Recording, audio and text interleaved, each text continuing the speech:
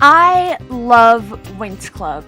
If you were to ask me what my favorite magical girl is, I'd tell you it's Ojama Jojoremi. But if you were to shout at me what my favorite magical girl is, I'd tell you it's Magical Doremi. I promise this video isn't a plea for you to watch Doremi, just hold on for a second. Winx Club was a major part of my childhood. It was in my trifecta Saturday morning magical girls. I constantly watched along with Doremi and Tokyo Mew Mew.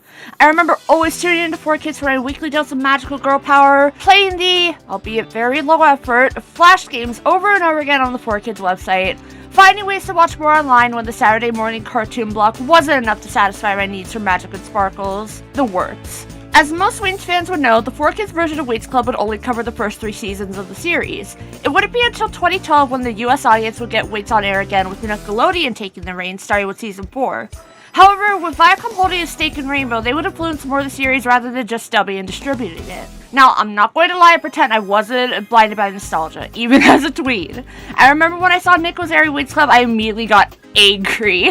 Not because of actual issues the company caused for the series, just because it was different. It wasn't the dub I grew up with. They were changing locations, adding characters, replacing the beautiful Gay Awakening and Enchanted transformations with the modern fashion design. I was pissed, and I refused to interact with the new content for so long because of it. Thankfully, I grew the hell up, and with one of the many rewatches of the first 3 seasons, I decided to go further and catch up. Now, when I started this, I believed it was during the break between seasons 7 and 8. So when the soft reboot for the series was announced, I was in the thick of Winx content and actually able to see current fandom and not just my memories of yesteryears. When info started to come out about it, I was actually one of the few who wasn't hellbent against the idea of a reboot and style change. Minus the obvious whitewashing of the characters, but honestly, World of Winx set the precedent for this, and Rainbow as a whole has had issues with this even before that. Winx had 7 seasons, multiple spin-off series, movies, and the hell that is Nickelodeon's meddling. A reboot was just what the series needed if it wanted to keep going and not just fizzle out.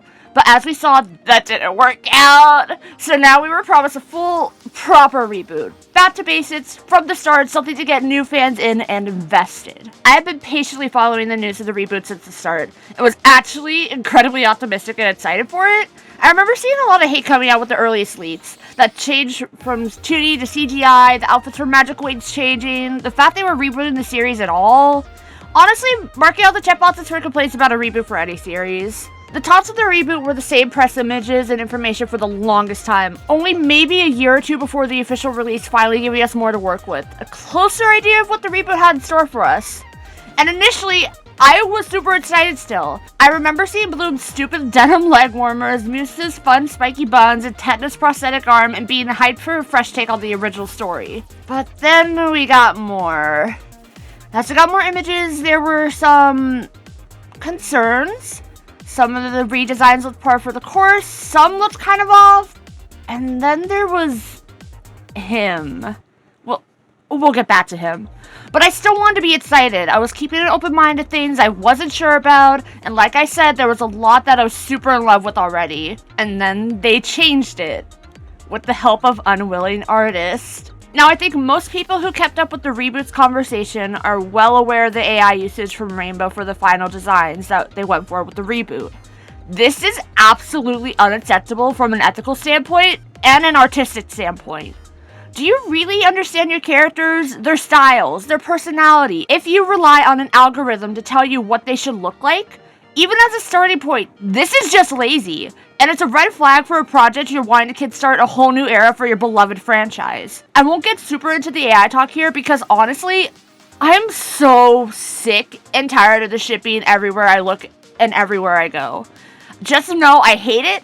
I hate Rainbow even more for entertaining the idea of using it at their big age and big size and big money. I still wanted to go into this reboot series optimistic, but was prepared for disappointments and frustrations. And with the series drawing closer and closer, my dread just grew.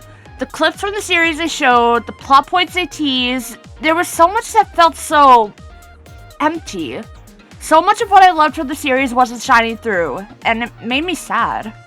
However, the thing that made me the saddest was how I seemed to be alone in some of my complaints. This isn't to say that nobody else was complaining about the things I was, and I wasn't original in all my issues with the reboot. Originality is dead and all that. But I was kind of taken aback by how quiet people were about the issues I found with the reboot, and that only grew once the first half of the season came out. I watched all 13 episodes the first week of it airing in the UK, and oh boy, it was rough. The start especially was painfully to get through, despite them speedrunning the original plot to get to the fun parts. But I want to say maybe 2/3 of the way through, I found myself having fun? The series wasn't perfect by any means, especially as a reboot for Winx Club, but I was enjoying myself and even being excited by the end of the first release. I wanted to believe they could do more with the series and improve, but by the end of the series, I got hit in the face with something. Bloom didn't know she was adopted? Something I think a lot about with Winx Club is actually how nice Bloom's relationship with her adopted parents was. Especially for the time. She knew she was adopted from the start, but that didn't mean anything. Those were her parents who loved her more than anything, and she was their daughter who loved them back. Even with the reveal of her being the second Princess of Domino and all this other magic stuff, Mike and Vanessa were still her parents. Not the replacement for her real parents, not her lesser family. This was her home. So when the series later revived all of her biological family and kicked Mike and Vanessa to the curb, I was pissed. The idea that her true family was more important, and she had this deeper connection to them because of blood, it was not only infuriating, but legitimately harmful. This is a complaint I've had with the series since I began watching post-Nick era content. So seeing the reboot do the absolute dog shit trope of, wait, I'm adopted? How could this be? Is just so bad. It's so bad. But this is a complaint I haven't seen others bring up, at least in my experience. I feel like I was going insane. This feels like such an obvious complaint to have, at least to me, but most of the complaints I was seeing were honestly kind of boring. I feel like I saw more people complain about the outfits rather than major issues with the writing outside of, it's not the original, so it's bad. Meh. Like I saw a million, why don't they serve cunt? Compared to, hey, isn't it kind of weird how infantilizing they made the main cast? I know this is skewed by normies who only knew Winx as a show with a sassy art style and sharp edges, but even in fandom spaces, I was shocked to see how little discussion there was about the misogynistic and even racist undertones, at least in late. Now, you finally get to see why this video is called, I don't like the Winx reboot, but not for the reasons you think. I am going to be airing my grievances with the reboot, some shared by many, some under discussed, and even talking about things I liked in the reboot that others are vehemently against. Complaints about the redesigns are aplenty, but something I haven't seen talked about as much is how they changed Musa's design, specifically in her eyes. In some of the early concepts we've seen of her, she had these dark brown eyes, but later changed to blue, which most would assume is going back to her original series design.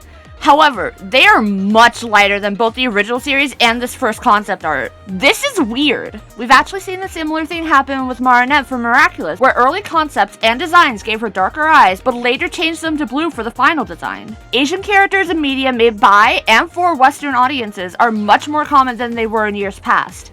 However, there is still this very common thread of wanting them to still adhere to Eurocentric beauty standards.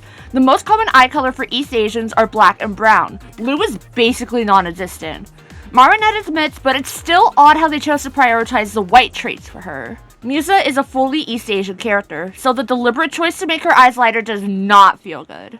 Her eyes are almost identical to her white team members, and nobody in the titular club has a deep, dark eye color. Winx Club is no stranger to conforming to white, Eurocentric beauty standards, but it's changes like these I'm not seeing discussed and scrutinized enough. Something I have seen discussed, however, is the reboot's misogyny and soulless representation that they're trying to push. With the live-action Fate series, Winx had finally let go of gender roles and said, hey, boys can be fairies, girls can be specialists, and honestly, about time!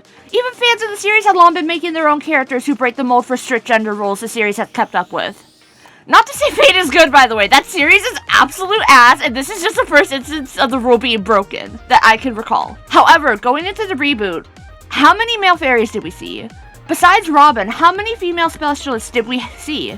Let alone any with a spoken line or not copy-pasted to fill out a crowd. For them, this is just performative. By saying they do exist, that means we can't call them out for still promoting a crazy gendered world. If you want male fairies, make them yourself. If you want more female specialists, make them yourself. The same retort that's been spread for years online for fans of any media that asks for better representation. Misogyny hurts everyone. And speaking of, a reboot that's made to be for new and old fans alike, they really dumbed down the main cast of Winx Club to be almost offensively levels of bad. The Winx Club barely have anything outside of their one character trait, and even then, that one trait can be just as harmful. Flora is my absolute favorite character from the series. Low-key, she was one of my I loved her before I discovered what being gay was, but after I did, it made so much sense characters. But I loved how gentle she was without being a complete pushover. She was kind, but when it came to her friends, she's ready to fight, and she even had her moments of sass later on in the series. In the reboot, she's quite literally the manic pixie dream girl. She's the pushover who wants everyone to get along. She's the one who fits the brooding and sad male character. She's the mother of the group who picks up all the pieces with a smile on her face. Eugenio Straffi literally said Flora is his favorite in the reboot because she's so passive. Yikes! Aisha is the princess in a tower. She has a controlling, unloving parents who only care about how the world sees her. By taking away any nuance from her original story, it just paints her as this poor victim of her family, keeping her away from her true self. The original series did have her struggle with her family's traditional values, but they never made them out to not love their daughter. They were strict, but they cared for her. Maybe even because of this, they followed Andrew's traditions in fear of their daughter being hated. This is not to excuse these outdated views, but the nuance of growing up in a family with more conservative values doesn't mean they don't love their children. They're just part of the cycle and need to break it. And with Aisha fighting back, it seems like they were starting to. Taking this away just takes away agency from Aisha, especially when the conflict resolves with someone else in power telling her parents, "Hey, chill out! This is actually cool and could help your ideas on how she should be raised too." I have similar issues with Stella's reboot story. Instead of the focus of her family's conflict being the royal divorce and possible remarriage, they made it about how her kingdom doesn't take her seriously or see her fit to rule. Now with how she acts in the reboot, I could see why. She's more airheaded and self-centered than even late season Stella. But their hang-up is that she's a woman. This is an actual issue in the real world. Women are seen as inherently less competent than their male counterparts. However, in a fantasy world with magic, in a series that previously never had this as an issue, it feels more misogynistic than a girl boss moment. Even in the original series, Stella comments that Andros is set in its old ways compared to the rest of the magic dimension, including Solaria. In an interview, the man in charge of creating the series Bible and setting up how they were going to go about the reboot, he said that Aisha had too much importance to the original series story, that too much of the plot revolved around her, so by taking all this away from her, he claimed it let her join the group on her own terms. What the fuck? Aisha being added from the start is inherently a good thing. That's even something I felt about the Fate series. If their cast is predominantly pale, they shouldn't push back the introduction of the only black character when we know she's in the series. But that doesn't mean there's nothing to do with her in the plot. She could still struggle to fit in at Althea and the Winx, even with just a throwaway line about her joining the school recently too. That could even be a way for her to relate to Bloom and develop an actual friendship.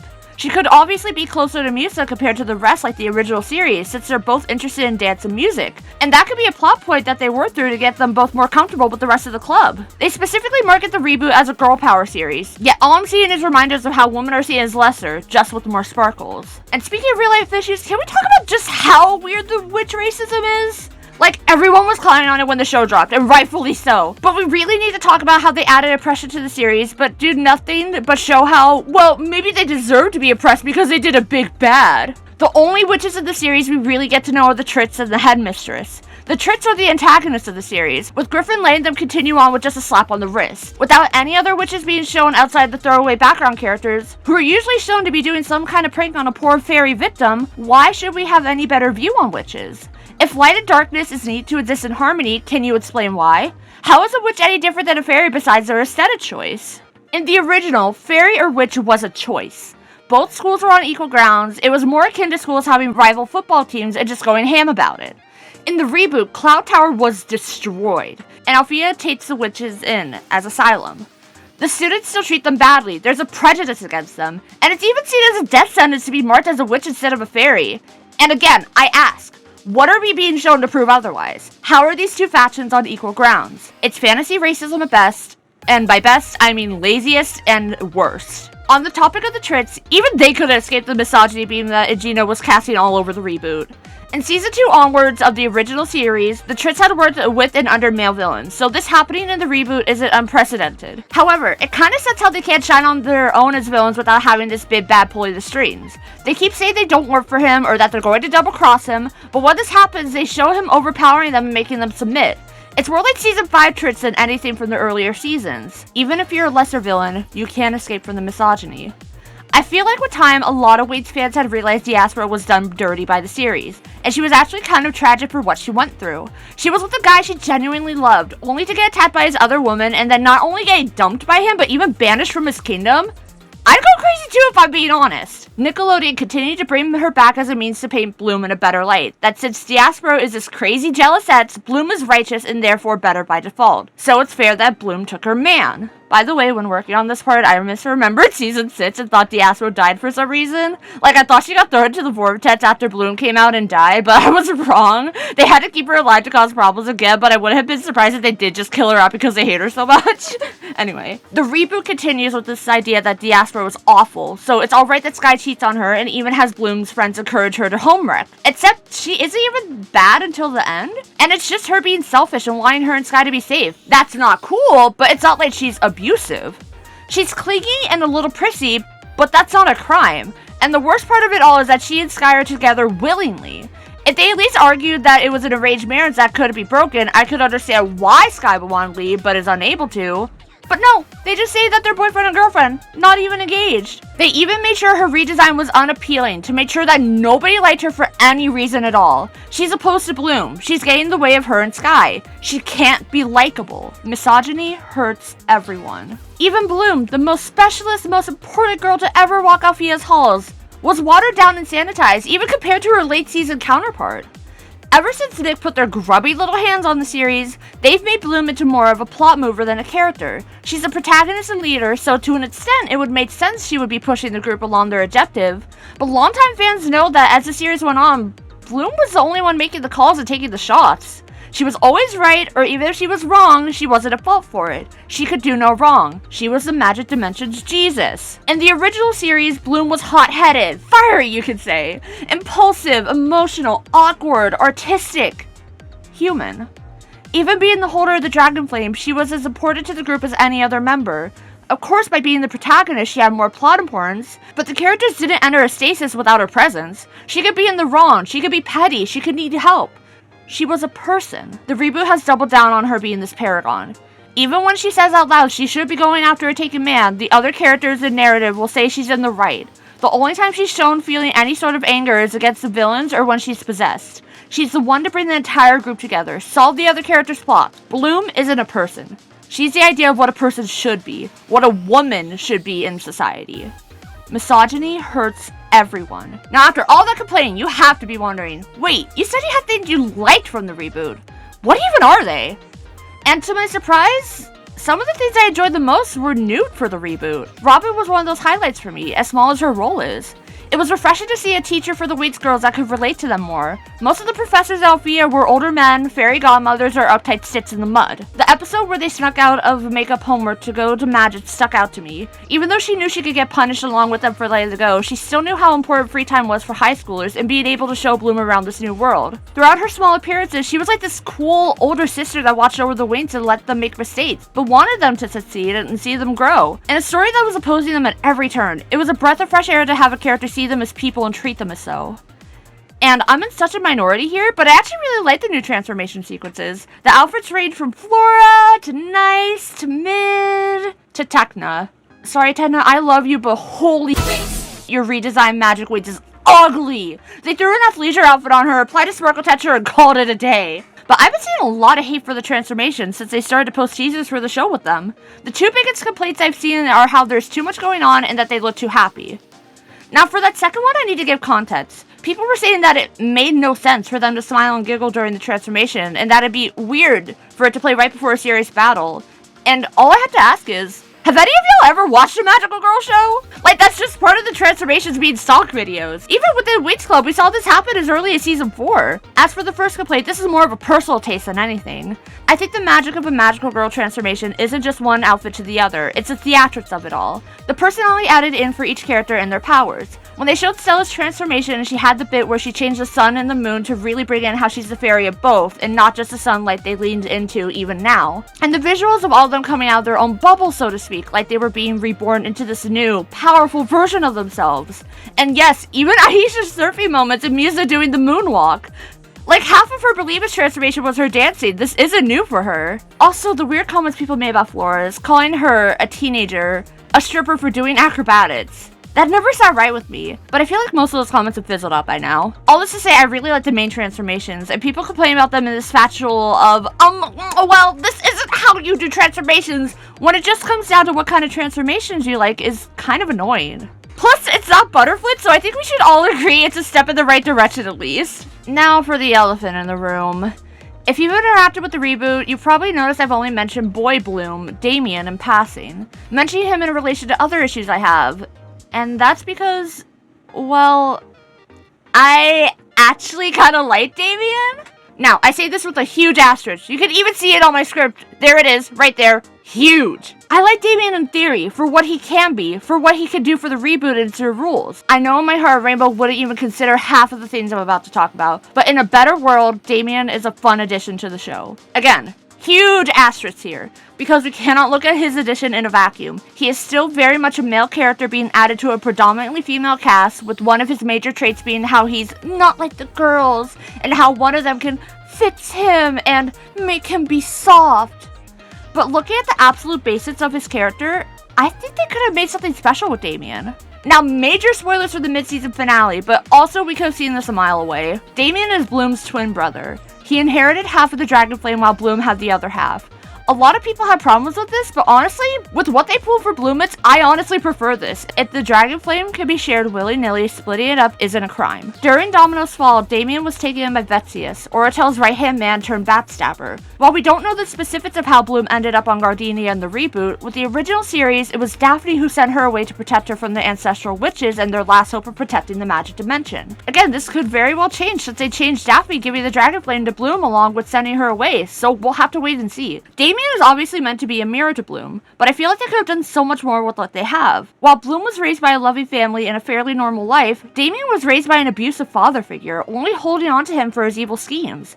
And for what it seems, he spends most of his time at Althea, despite not taking the sorting test or being in classes. Damian was ostracized, either by others, by his own doing, or by Vetsius, relying more on his animal friends than the people around him. Bloom dealt with bullying at school by Mitzi, and the show claims she could be awkward, but otherwise, her life was pretty nuclear. Now, we only just discovered in canon that they're twins, so the rest of the show could prove me wrong. But they could have really delved into this topic and even talked about how Damian has darkness in his heart and how the system for witches and fairies is messed up.